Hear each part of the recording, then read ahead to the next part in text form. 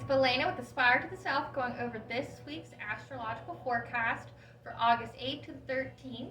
So we're still under the Uranus North Node Conjunction, which will be active until the end of August. With this, it's going to bring unsettling, unstable energies, as it's been for the past week or so. With this energy, it's going to be opportunities, awakening, furthering us along to reach our highest destiny for our soul purpose. We're also going to be under the Lion's Gate portal, which started at the end of July and lasts until mid-August. It peaks this week on the 8th, and the numerology for 8-8, so it's the 8th month on the 8th day. It's endings, progress, manifestations. It's the numbers for spiritual law of cause and effect. And with this Lionsgate portal, we're going to have DNA activation, wisdom, higher levels of consciousness attained, and rising of Sirius, which is our spiritual sun. I know we've heard about him for a little bit in the past couple weeks. But this week, it's more of a rebirth of Sirius, which amounts to a rebirth of our own spiritual energy. It'll enhance intuition and prophetic dreams. So it seems to be the theme for the past couple months, especially with these super full moons, which I'll get into in just a second. But it seems like just intuition and prophetic dreams that source, the divine, what have you, is just trying to get our attention and trying to further us along in our ascension. We have a super full moon in Aquarius on August the 11th. This is the last of the super moons for the year. We had 3 in a row, which all that means is the cycle has officially come to completion. And Aquarius is ruled by Uranus, so another big pivotal energy along with the Uranus North Node Conjunction. Expect the unexpected. With this kind of energy, it brings about radical changes. It'll make you feel unsettled as it brings to your awareness things that were hidden to the surface, and it will shed light in order to manifest, materialize what we want, and so we can be aware of what we don't want so we can shed that. The Uranus energy will bring expansion and optimism in this area of what we're trying to shed and what we are trying to materialize. So the chakra that best coincides with this energy would be the crown chakra. So crown is here, and it makes up your muscular system, your skeletal system, and your skin. And the crown chakra, the mantra for that is to live in the present moment. Because if you live too far in the future and you live too far in the past, it will literally drive you insane. You will have absolutely no progress to live in that kind of state. The crown chakra is our connection to our spiritual nature and direct aligned to seek our intimate relationship with the divine.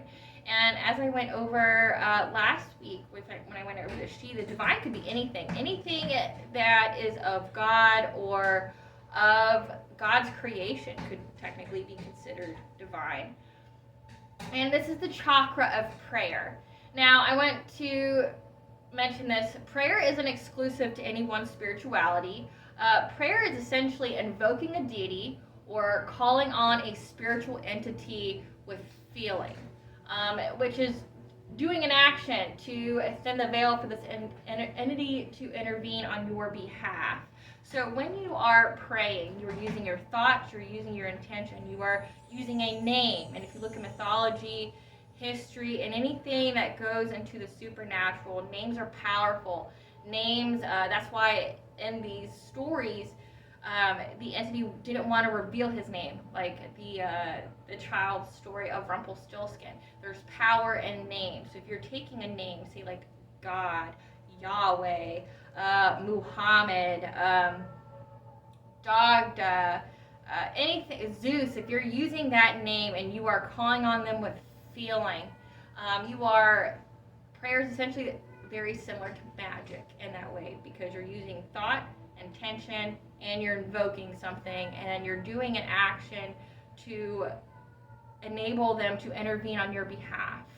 Okay? And to do that, to give them permission, you either say, I give permission, like with a lot of Christian prayers, you give permission to angels, you give permission to God to intervene on your behalf, to do whichever, which is, it's to protect you, to guide you, which have you, okay? Or you could be using elements such as fire with candles, like lighting of candles, or using the combined elements of fire and air when you light incense, or you light herbs on fire. You are doing an action with the intention of thinning that veil, so whichever you're invoking, whichever you're trying to get a spiritual connection to, can hear you as well as intervene for you, okay?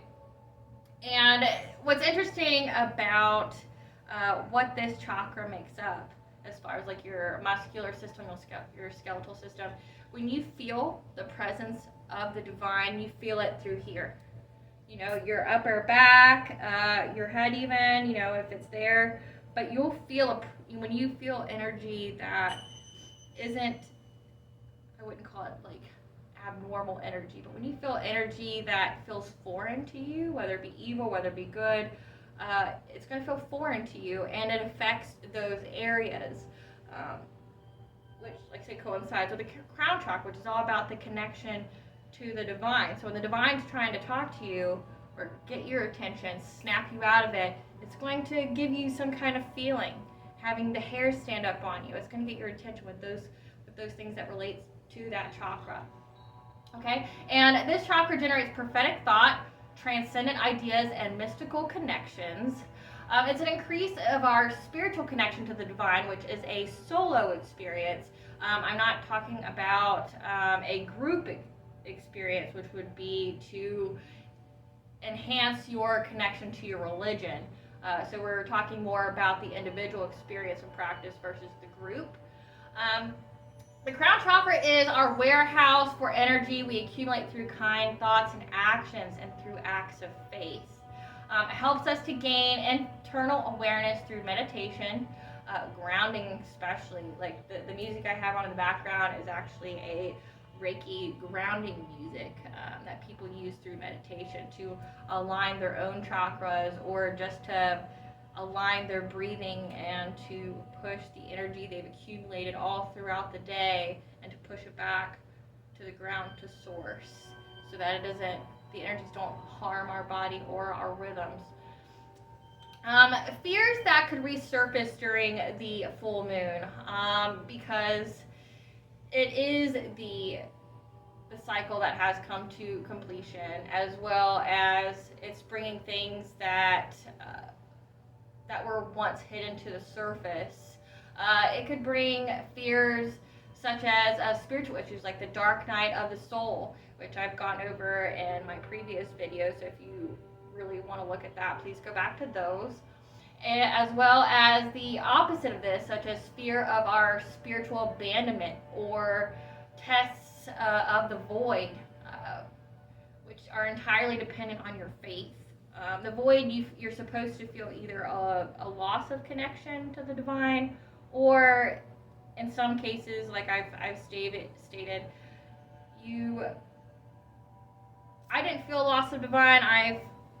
I felt that I wasn't allowed to ask the divine questions because they would blatantly lie to me, because I was supposed to surrender, which is an abundant theme in the past couple weeks with these energies. Like you got the Jupiter retrograde and Uranus North Node Conjunction. You have those plus these super moons. They're all about resurfacing things that are hidden, broadening our intuition and our awareness, so we can reach our highest level of consciousness. We can further up.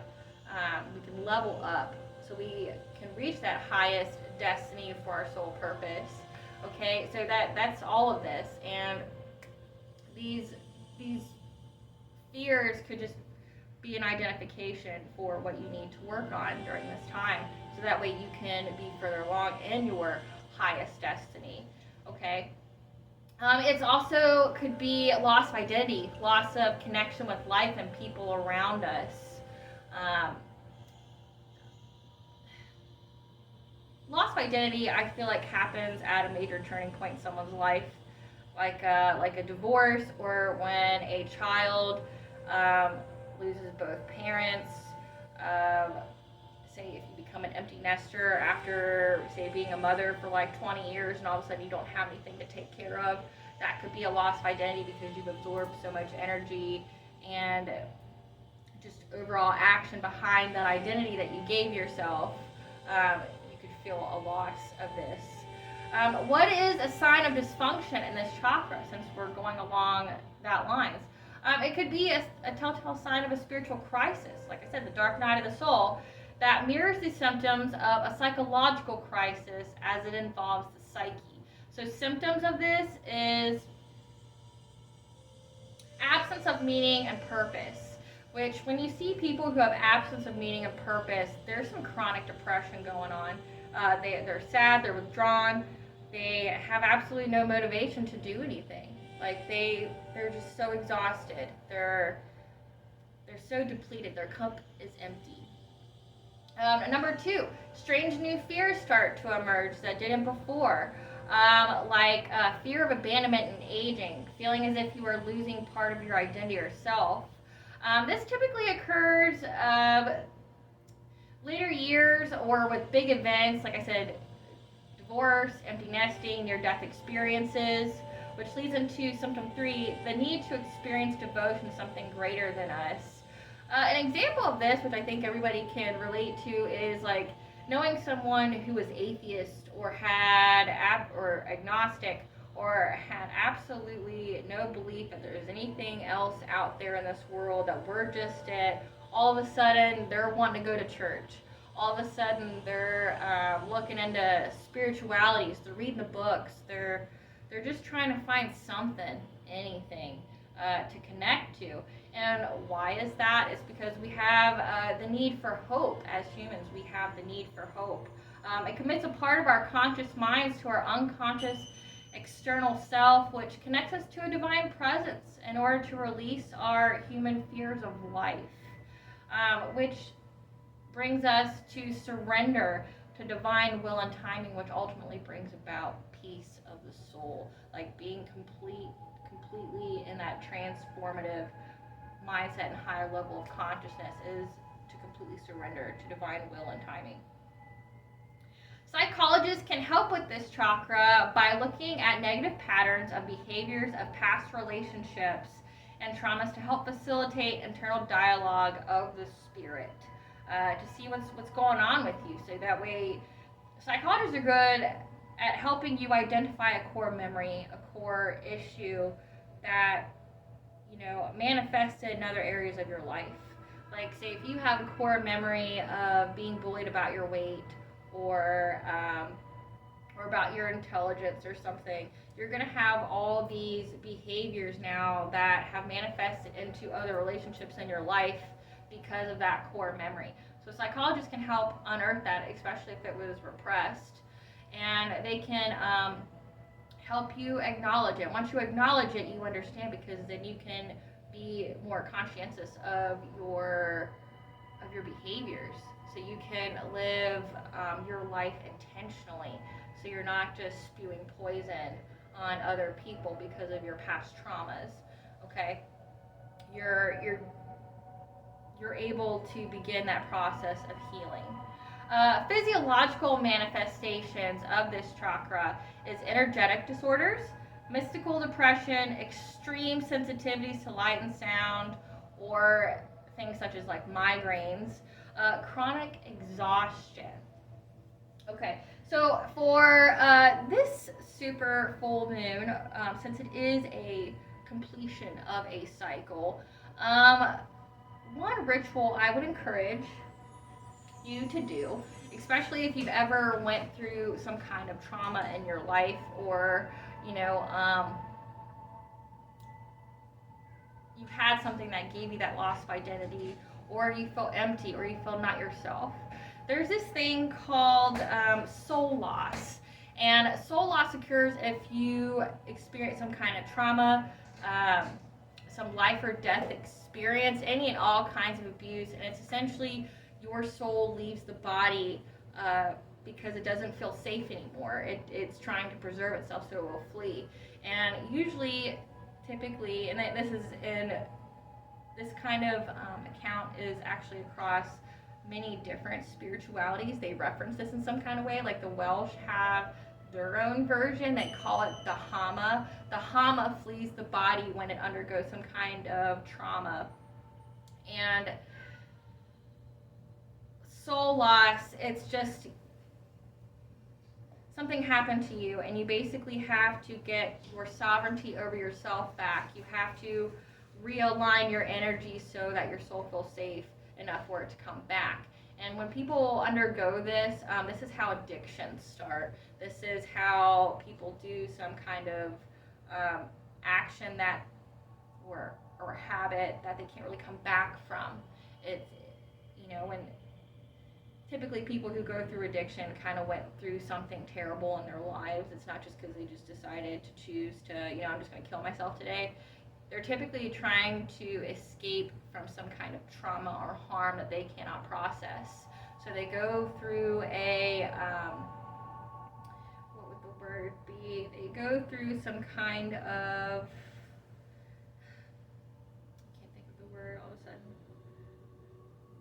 But substances that mimic what they're supposed to feel. So like endorphins, you got heroin that mimics your endorphins, which is why it's highly addictive. Well, if your energy's all messed up because you went through some kind of trauma, like you did go through abuse or something, and your chakras are out of alignment, if you're not into that kind of healing, or you're not into any kind of medicine to facilitate getting that energy aligned and back in balance, you're going to use alternate ways to get that, and heroin is one of them. Meth, it unlocks certain parts of your brain, but also like speed. People are just trying to escape from something terrible that happened, so they experience a soul loss. Okay, and there's things called soul retrieval ceremonies. These are facilitated by shamanic healers, but I have a different way. My spirituality is more Celtic pagan, so I'm, as you can see, into nature and using the energies of nature to help my manifestations. So what would be a good ritual to do during this full moon would be to call back pieces of your soul. So that way, because once you have all the pieces of your soul, you could be complete in order to go about your soul purpose, because you can't go on the journey to your soul purpose until you are whole again. So here is something that I've written, and how this would go about. I like to use fire when I do things like this. It just feels very spiritual to me. I make me a fire outside. I'm in the elements. And you're going to call the quarters. You're going to make your circle like you would with any other ritual. You're going to cleanse by fire. You're going to cleanse by air. You're going to cleanse by earth, which is usually salt. And you're going to cleanse by water. And then you're going to go to each direction, north, south, east, west, and you are going to call the quarters to protect your circle. Okay, and then after you do that, I usually like the symbolicness of writing it out, because once you write it, you are purging it out of you, and at the end of saying it, because you say it 3 times, 3 is a magical number, you set in the fire to burn, and that in itself is another manifestation technique, because once it's consumed by fire, it releases via air, and that's one of the quickest ways to get a spell to increase the spell speed, if that makes sense. So this is to call back pieces of your soul, and I will put this in the body of the video, so that way if I speak too quickly or something, you can use it later. So yeah, after you create your circle, you go to the fire and you say, "The end of a long journey. I am no longer seduced by the past, nor am I fooled by the hollow promise of the well-lit path. Each step has been my own. I am here to reclaim what is mine. After the cruelty and violence of those who preyed on my weakness, their evil deeds now slain by my will to heal, and their negativity expunged from my being with acts and intentions of forgiveness. I call back the fragments of my soul that fled for safety. I am free from any ill will, ill intention, and negative energies.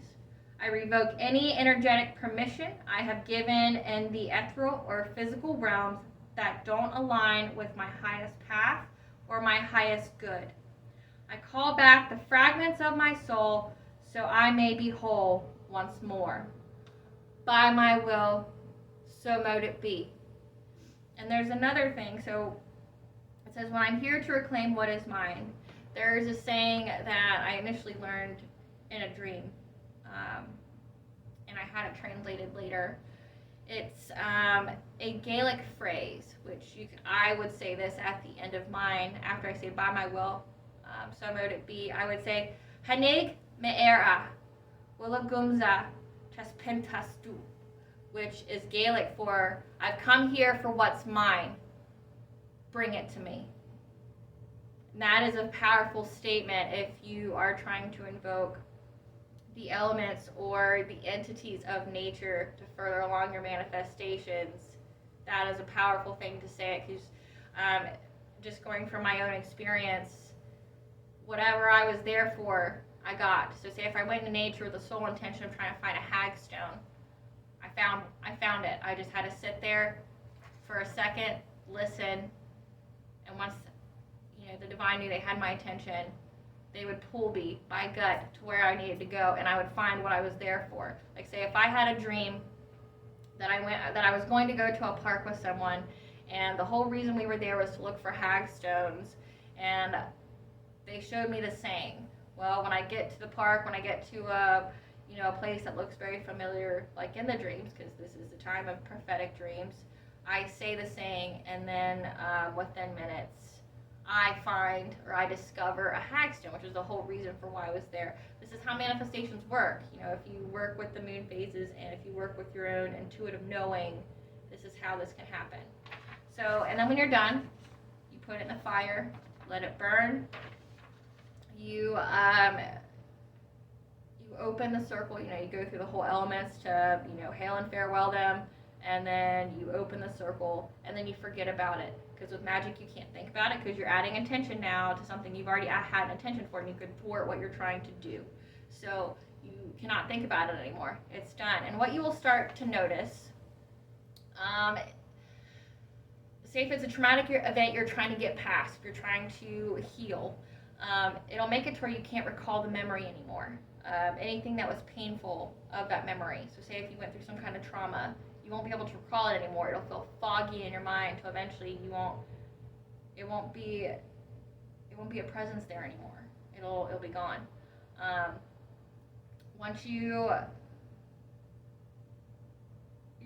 with magic, you're gonna feel tired, and if you're doing something that involves healing of a trauma, you're gonna feel it mentally as well. So even without doing any kind of magic or rituals with these kind of energies that heavily influence intuition, you're going to feel that energy drain. You're going to feel tired because you're having those DNA downloads. You're having those awakenings, opening yourself up to the divine. You're going to feel tired, especially since when the divine, the divine needs energy in order to be here, in order to influence. So it's going to take from you. It's going to take from you. It's going to take from your prayers. It's going to take from your sacrifices. It's going to take from, I know with other religions, they have tithings. It's going to take from you in some area, and just self-care, rest if you need to. It is a good time to study. It's a good time to work on your relationships, but it's also a good time to really work on the relationship with yourself and to become whole again, so that way you can feel your soul mission. And the whole soul mission of everyone is to do something good for the world. Unless your whole purpose in this world is to be like a Hitler or something, then whatever. But for the most part, people have good soul purposes. It's if they it's where they're at in their spiritual awakening process, which determines if they make it or not. All right. Well, that's this week's astrological forecast and chakra breakdown. Join me for Witchy Wednesday. I'm going to talk about the Morgan and the call of the Morgan. What's that all about? What's that's like? So join me on Wednesday for that video. And until next time, guys, bye.